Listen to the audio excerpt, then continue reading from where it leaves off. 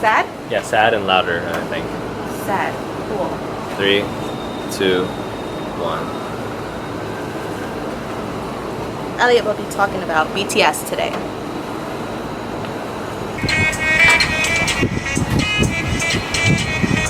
BTS, or 방탄소년단, began in 2013 as a hip-hop group with a 16-year-old Kim Namjoon as their first member. The objective changed over time.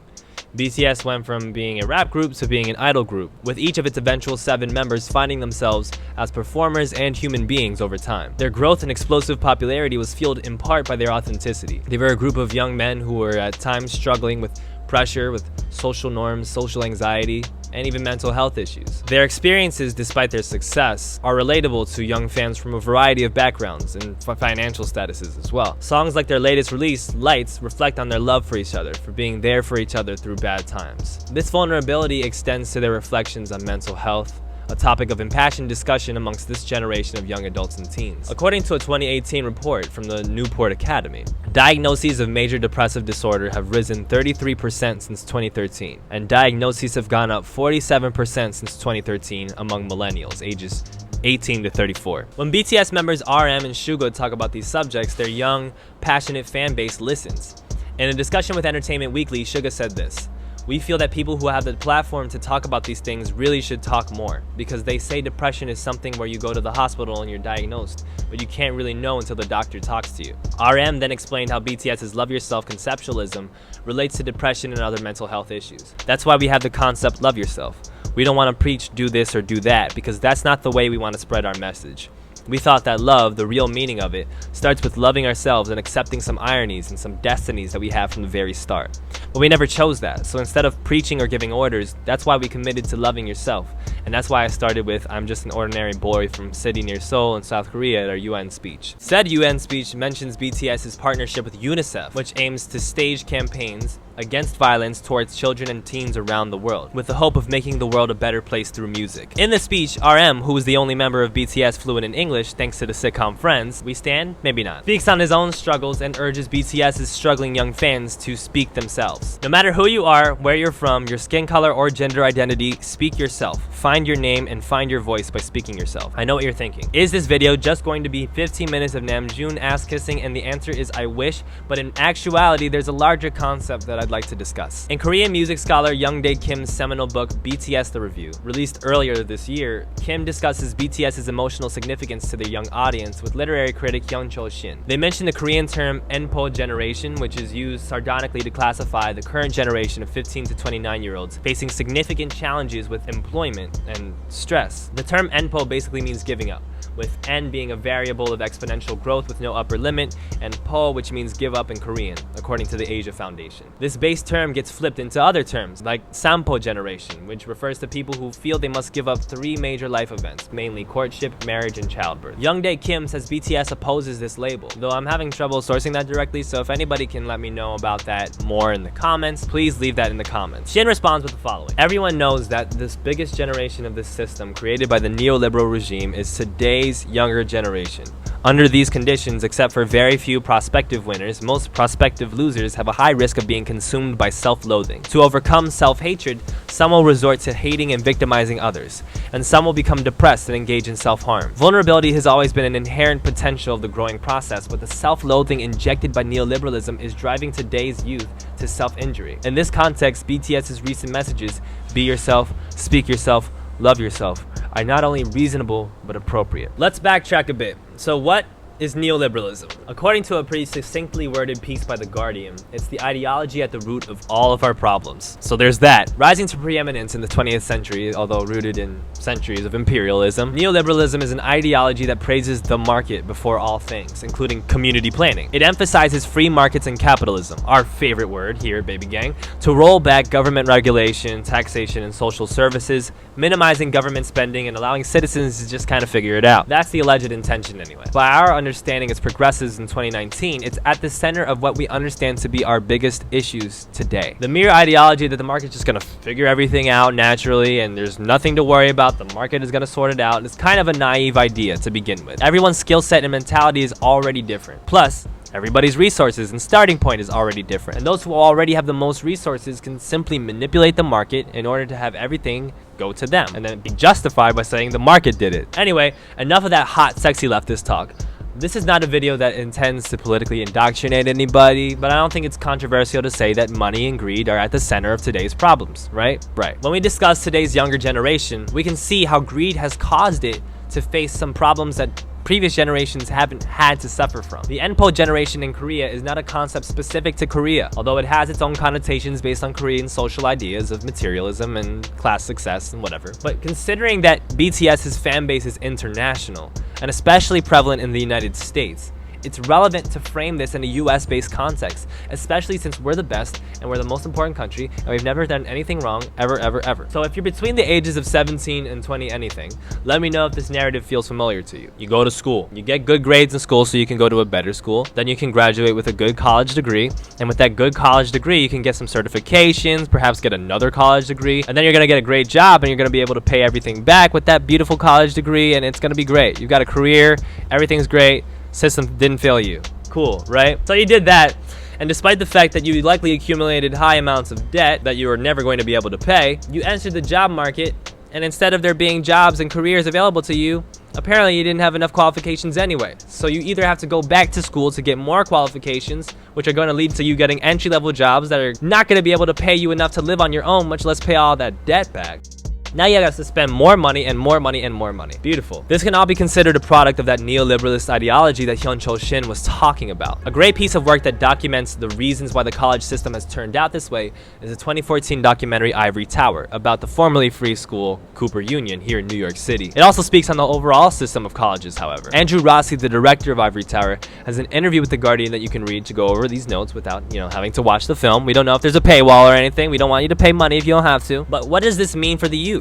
The Npo generation that Hyun-Chul Shin was talking about. As Shin pointed out, it often means a mental toll and self-harm, especially when compounded by older generations saying that all you had to do was work harder and you're gonna make everything be fine or whatever. When analyzing the earlier analytics about increased cases of depression amongst young people, these socio-political factors have to be considered. Deteriorating financial security and career success has to be factored in deteriorating mental health. Love yourself is not an empty-natured big tent message. It's a pointed message. It's a political message directed towards young people suffering from a generational crisis engineered by the greedy incompetence of previous generations. So there's a concept you might have heard of called the quarter-life crisis that's being used to classify, or has been used to classify, younger people suffering from certain issues mentally and emotionally in their lives. It's not necessarily a term referring to the above phenomena, but it's related for sure. There's a piece from Girl Boss by Allison Ives that covers this subject. She quotes a psychologist named Dr. Lara Fielding who attributes the quarter-life crisis to things like the tyranny of choice, which is spurred by constant advancements in technology and social media, and then there's also something called uncertainty and tolerance. Towards the end, however,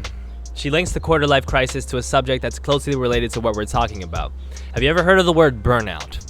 You probably have if you're, burned out, or if you've researched this subject before and seen other people talk about it, or if you've played this amazing video game where you can crash cars into each other, which is actually really great for stress relief, ironically. Ives quotes a teacher friend of hers. "I left teaching for the same reason most teachers leave: burnout. I was in a bilingual school writing curriculum in 2 languages, working ridiculous hours.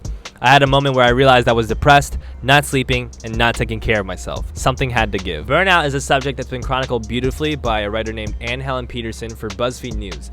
The article is called "How Millennials Became the Burnout Generation." I can't recommend it enough if you're between the ages of 15 and 30 and you've ever been really stressed out. She describes in a tagline a phenomena that you might, have suffered from as well if you're around our age. "I couldn't figure out how small, straightforward tasks on my to-do list felt so impossible." Here's one of my favorite passages in the piece. Let me get some water out. Oh, I love water. I love it so much. Hydrate. Hydrate, kids. Hydrate. "The more I tried to figure out my errand paralysis, the more the actual parameters of burnout began to reveal themselves. Burnout and the behaviors and weight that accompany it aren't, in fact, something we can cure by going on vacation. It's not limited to workers in acutely high-stress environment, and it's not a temporary affliction. It's the millennial condition. It's our base temperature. It's our background music. It's the way things are. It's our lives." That realization recast my recent struggles. Why can't I get this mundane stuff done? Because I'm burned out. Why am I burned out? Because I've internalized the idea that I should be working all the time. Why have I internalized that idea? Because everything and everyone in my life has reinforced it. explicitly and implicitly, since I was young. Life has always been hard, but many millennials are unequipped to deal with the particular ways which has become hard for us. I related to this piece in a really deep way, and you might too. I also connect with BTS in a really particular and emotional way, and you might too. For me at first, I was drawn into BTS because as an Asian dude, it's really cool to see Asian dudes thriving, Asian people in general, but especially seeing such great depictions and portrayals of Asian masculinity with a vulnerability that I think is really important. So I was like, cool. Then I saw the choreography for Idol on Jimmy Fallon. Fucking beautiful. Just but I think subconsciously what drew me into BTS was that they were both implicitly and explicitly telling me things that I needed to hear in terms of loving myself. They were telling me to speak myself, to be myself through their action and their speeches and even their music. Plus the warmth that I saw BTS get from the ARMY, shout out to ARMY, was something that really inspired me. The way that people loved each other and built a community around a group and showed their affection and positivity towards a group that wasn't just facetious. So let me tell you my story real quick, right? Let's talk for a second. So when I was in college, which was like a little over a year ago, it was a pretty weird time, but I really had found myself in that last semester, and I graduated a year ago, and I had to start over again. But luckily for me, I actually had a pretty unique situation. I graduated with a journalism degree, a bachelor's, and I actually had connections that enabled me to actually get a start in journalism. So I was able to freelance for different publications. I wrote for ID, I wrote for High Snobiety. I still write and I still freelance. You know, even as things progressed, I had always known that there was a bit of uncertainty lying ahead. I even got this like staff writer gig for Neck Shark. It's this great Asian American publication, and I wrote for them for a few months, and I actually was able to earn like a little salary for myself. It was a really pleasant experience and something that I understand is very rare. But then things sort of changed. I ended up not being able to work for them anymore just because of, you know, business reasons, and I have no ill will towards them. It wasn't a bad thing or anything, but that's just what happens. You get a gig for a couple months, it's temporary, and then you gotta move on. But then what do you move on to, right? So I've been in this period for the past few months where I've been trying to freelance at some sort of a consistent rate.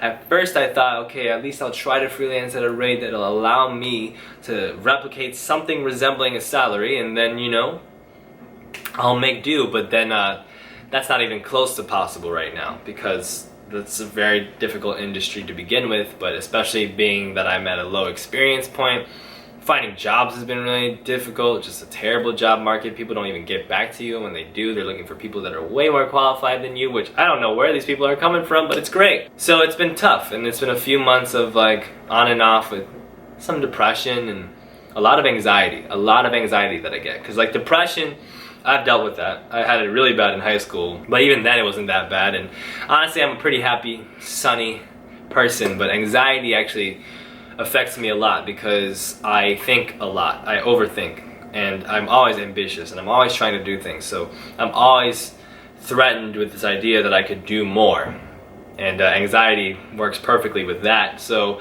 I've been anxious and I've been tired, but you know what? I do understand that I am blessed, and I do understand that there are things out there for me. You know, I'm in a pretty good position, and I think I'm gonna get through it pretty well. But not everybody has that same luxury. Not everybody can say that. Not everybody can say that they have the same amount of resources and family and friends like I do. So it's tough, because what you have to realize is that this is not just some sort of adolescent thing that teens and young adults go through like everybody throughout the history of the world. Like, no, it's actually, it's kind of messed up, because it's actually an ongoing political thing. It's something that's actually happening in the world as an outer phenomenon. So my advice to you first and foremost is, if you're going to college, you know, if you just graduated from high school, please go to a college where you're not going to spend that much money on tuition. Do not rack up student loan debt. It's not worth it. It's just not worth it. And if you get a good scholarship to a school that allows you a nice opportunity to dorm or whatever, then take it. But if you can commute and pay as little tuition as possible, like pay no tuition, do that. Do the heck out of that, because it's not worth it to rack up that debt. even if you get payment back for all the payment that you put in to the school and all the resources manifest themselves in beautiful ways for you, you're still gonna be, after school, stuck in a job market that's not looking for you and is not working in the way that a career is supposed to work.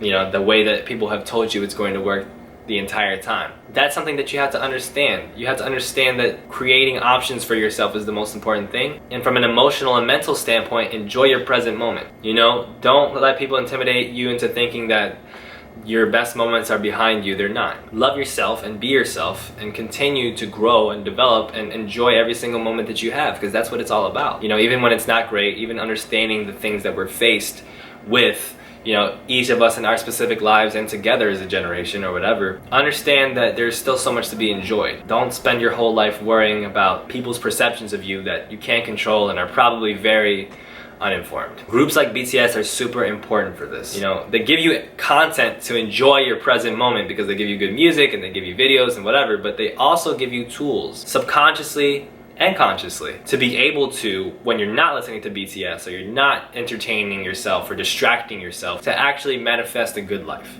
to actually love yourself and be yourself and speak yourself like they tell you to do. They show their struggle, they show their adversity, they show themselves going through similar things that you go through, and they show ways that they can get through it together and as individuals. So for that reason, they're more important than just a music group. And that's why they're being treated as such, in my opinion, because a lot of music groups make good music, but groups that transcend time periods and build these massive followings that are so adulating provide people with so much more than entertainment. They provide people with actual substantive help. And that's actually kind of political and social. I know that's debatable, but it is, even though it's not overtly political, a response to political actions, a response to political events. So that's why it's important. That's why it's necessary. And that's why you should stream Mono by RM on all streaming platforms.